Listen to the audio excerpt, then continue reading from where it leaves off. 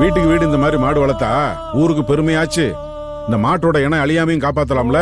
இந்த வாரச்சந்தையில இந்த மாட்டை கொண்டு போய் அடிமாட்டுக்கு வித்துட்டு வந்துடுறேன், எல்லாம் சரியா போயிடும்.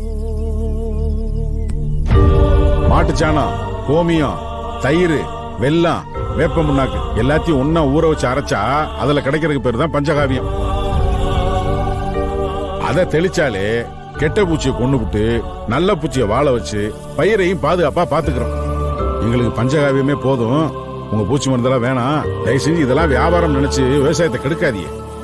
உழுவுறதுக்கு டிராக்டர் வந்துருச்சு, எருவுக்கு பதிலா உரம் வந்துருச்சு. அதுவே தெரியாத முட்டாளா தானே இருக்கிறீங்க. கடவுளே, உங்ககிட்ட வேற எதுவும் கேட்கல. இந்த மண்ணு நிறமாறாம பாத்துக்க.